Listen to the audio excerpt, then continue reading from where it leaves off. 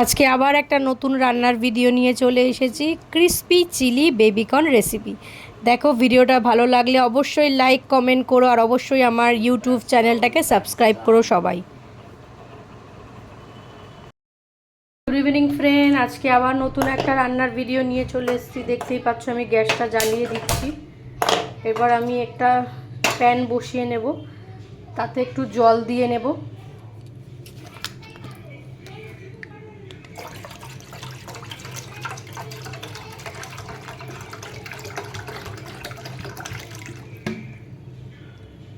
যতক্ষণ না এই জলটা গরম হচ্ছে ততক্ষণ আমি বেবিকর্নটা দিতে পারবো না। তো দেখো, জলটা ফুটলে আমি বেবিকর্নটা দেব। দেখতেই পাচ্ছ জলটা ফুটে এসছে। এবার আমি এই জলের মধ্যে ছোট কর্ন বা এটা বাড়িতে ছিল, এটাও অ্যাড করে দিলাম।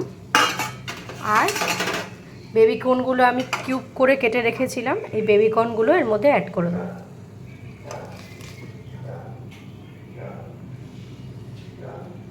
আমি এবার এটাকে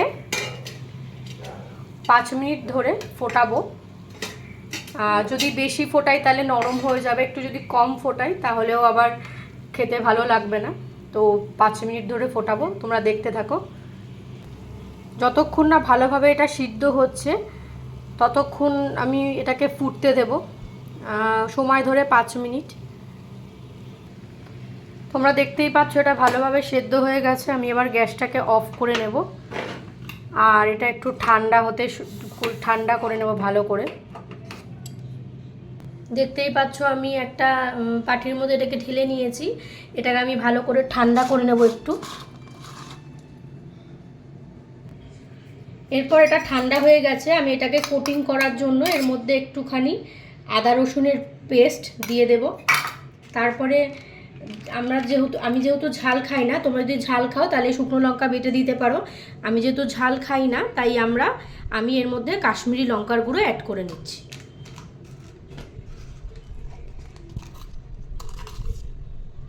স্বাদ মতো নুন অ্যাড করলাম। তোমরা যে যতটা নুন খেতে পছন্দ ততটা নুন নিয়ে নেবে। এরপর আমি এখানে কর্নফ্লাওয়ার নিয়ে নিচ্ছি, 4 টেবিল চামচ কর্নফ্লাওয়ার নিয়েছি। এটাকে ভালো করে আমাদের কোটিং করে নিতে হবে। যত ভালো করে কোটিং করবে তত ভালো কিন্তু এর মধ্যে সব ঢুকে যাবে। দেখতেই পাচ্ছ আমার কোটিং করা পুরো কমপ্লিট হয়ে গেছে। এবার আমি এটাকে গরম তেলে ভেজে নেব। আবার আমি গ্যাসটাকে জ্বালিয়ে নেব। গ্যাসটা জ্বালিয়ে নিয়ে কড়াই বসিয়ে দেব। কড়াইটা গরম হলে কড়াইয়ের মধ্যে আমি তেল দিয়ে নেব ভালো করে। দেখতেই পাচ্ছ কড়াইটা গরম হয়ে গেছে। এবার আমি তেল অ্যাড করে দেব যাতে বেবিকর্নগুলো ভাজতে পারি। ভাজার জন্য আমি একটু তেল অ্যাড করে নেব যাতে কর্নগুলো ভাজার জন্য। আমি কিন্তু এখানে সাদা তেল দিয়েছি ভাজার জন্য। তোমরা যদি চাও এখানে সানফ্লাওয়ার অয়েল বা তোমরা রিফাইন অয়েল বা তোমরা রাইস ব্র্যান অয়েলও অ্যাড করতে পারো।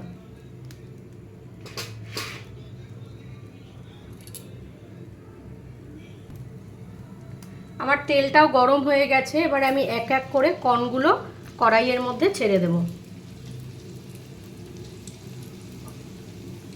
যেহেতু এটা ক্রিস্পি চিলি বেবিকর্ন, চিলি কারণ এটা ঝাল হয়, আমি ঝাল খাবো না যেহেতু, তো আমি ক্রিস্পি বেবিকর্নই বলবো। তো এক এক করে কড়াইয়ের মধ্যে ছেড়ে দিচ্ছি বেবিকর্নগুলো। এবার আমি এটাকে লাল করে ভালো করে ভেজে নেব যতক্ষণ না এটা দুদিক ভালো করে ভাজা হচ্ছে।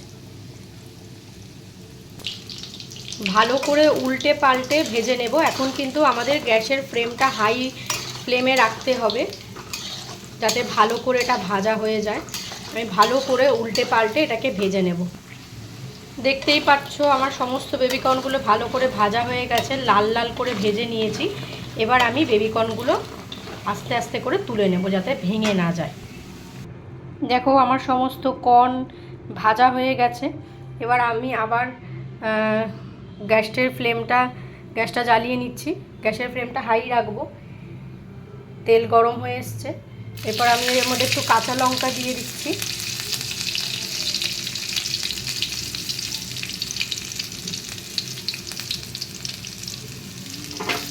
কাঁচা লঙ্কা দিয়ে এটাকে একটু ভালো করে নেড়ে নেব, যাতে কাঁচা লঙ্কার স্মেলটা চলে যায়। আমি কিন্তু এখন গ্যাসের ফ্লেমটাকে লো করে রেখেছি যাতে পুড়ে না যায়। এরপর আমি আস্তে আস্তে সমস্ত যে সবজিগুলো লাগছে, যেমন দেখো এখানে পেঁয়াজ কিউব করে কেটে রেখেছিলাম, ক্যাপসিকাম, রেড বেল পেপার আমার কাছে অল্প একটুই ছিল, তোমরা পরিমাণ মতো অ্যাড করো, আর হচ্ছে ইয়েলো বেল পেপার। আমি প্রথমে কাঁচা লঙ্কাটা ভেজে নিয়েছি, এরপর আমি এর মধ্যে আদা রসুন পেস্টটা একটু অ্যাড করে নেব।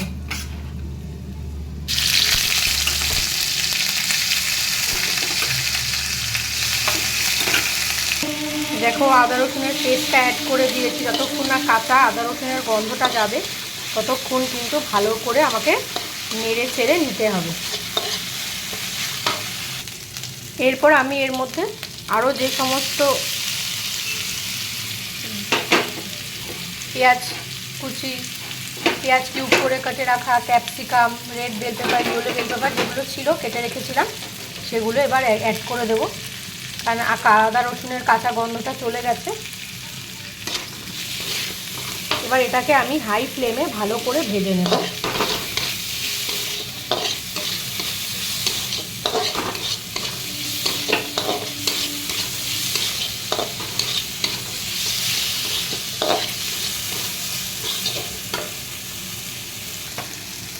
এবার আমি একটু নুন দিয়ে দেবো সামান্য।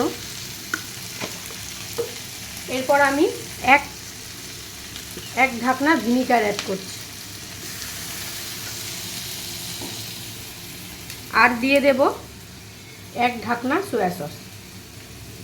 আমি আরও একটু অ্যাড করছি, যেহেতু এটা লাইট সয়া সস তাই আমি এটা 2 ঢাকনা সয়া সস অ্যাড করে দিলাম।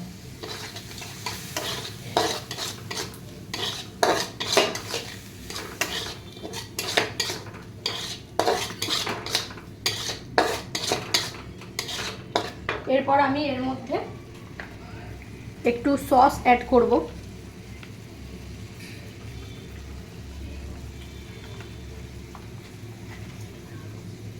আর যেহেতু ঝাল খাই না তো তাই জন্য আমি কালারের জন্য আমি কাশ্মীরি রেড চিলি পাউডারটা অ্যাড করে নেব।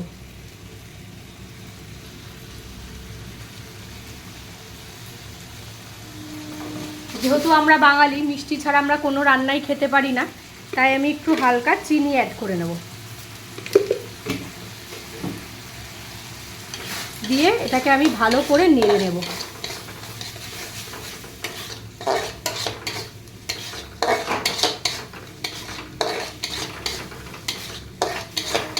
এরপর আমি এর মধ্যে একটুখানি পেঁয়াজ পাতা দেব, তারপরে গার্নিশিংয়ের জন্য তো লাগবেই।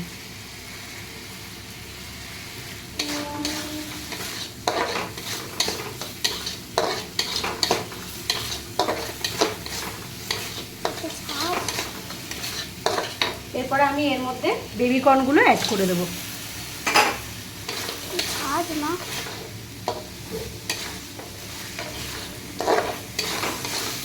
এটার সাথে যেহেতু এটা ক্রিস্পি চিলি বেবি কর্ন, তাই এটা একটু ড্রাই থাকবে, আমি ড্রাই করেই করছি। তাই এখন আমি বেবি কর্নটা দেওয়ার পরে গ্যাসের ফ্লেমটা কিন্তু লো করে রেখেছি। কারণটা হচ্ছে যদি আমি হাই ফ্লেমে করে রাখি, আমার আগেই কিন্তু বেবি কর্নগুলো ভাজা হয়ে গেছিলো, হাই ফ্লেমে রাখলে তাহলে আমার বেবি কর্নগুলো শক্ত শক্ত হয়ে যাবে, ক্রিস্পি ব্যাপারটা থাকবে না। ওই জন্য আমি গ্যাসের ফ্লেমটাকে লো করে 5 মিনিটের মতো ভালো করে নেড়ে চেড়ে নেব। ভালো করে এটার সাথে সব কিছুর সাথে আমার বেবি কর্নটা মিশে গেছে, আমার কিন্তু বেবি কর্নটা অলমোস্ট হয়ে গেছে। এবার আমি গ্যাসের ফ্লেমটাকে অফ করে দিয়ে সার্ভ করব। আমার কিন্তু crispy chilli baby corn ready. আমি গার্নিশিংয়ের জন্য এবার একটু পেঁয়াজ পাতা ছড়িয়ে দেব। তোমরা দেখে জানিও তোমাদের ভিডিওটা কেমন লেগেছে। তোমরা যদি এরকমভাবে বাড়িতে বানিয়ে দেখো, কমেন্ট করে জানিও কেমন খেতে হয়েছে। আজকের মতো ভিডিওটা আমি এখানেই শেষ করছি। Good night friends.